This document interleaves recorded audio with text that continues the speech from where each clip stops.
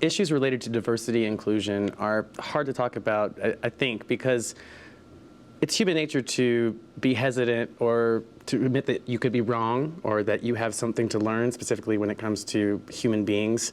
And I think especially if you think you might be part of the problem. I'm a gay man, but I'm also a white male.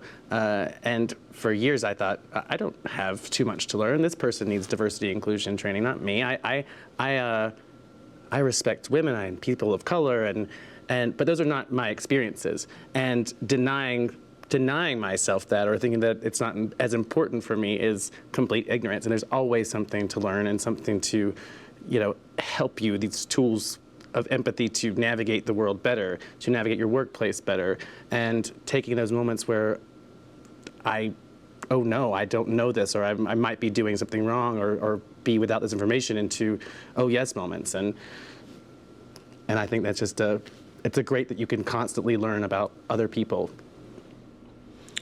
Yeah, I've noticed also in how many situations where someone will say something that they're trying to highlight, compliment, or say something nice to somebody, and the person they're saying it to turns their head and a little crooked, and it's that intent versus impact. So their intention was a good thing, but the impact fell short. And there's got to be a way that people can work through that. And actually, if you notice someone turn their head or pull back, pause, take a step, and say, "I'm sorry. What do you think I said?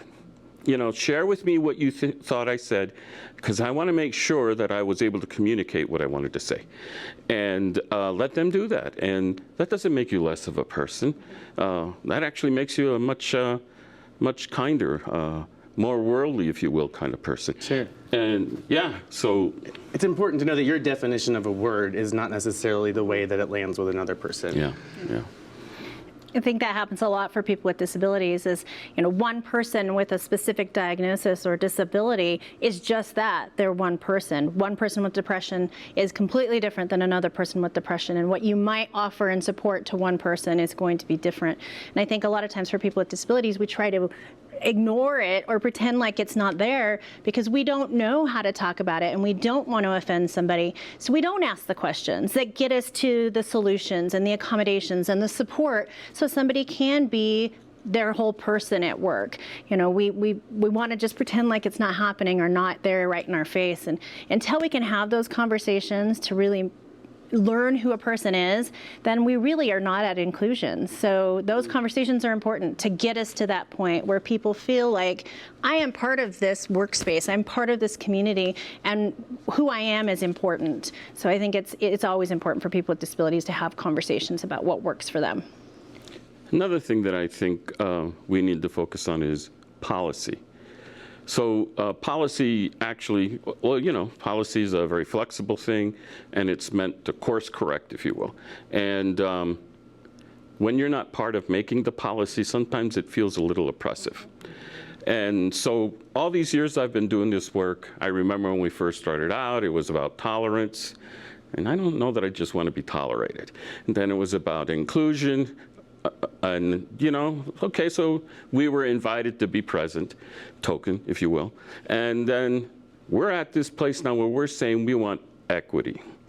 We want to be part of the discussion, part of the challenges, part of the solutions, and we want to be part of the celebration too. And I think you have to put that kind of language in policy and not depend on your statement that says we welcome everybody, we respect all races, we respect all genders, we don't discriminate on anyone, and then don't have any meat to policy to accomplish those goals. Accountability. Yep, Yeah. yep. The other thing is when we have that place where people have that intent and impact thing going on, I know how many times a third person could fix that so quick. And all they have to do is step in and say, hey, wait, guys.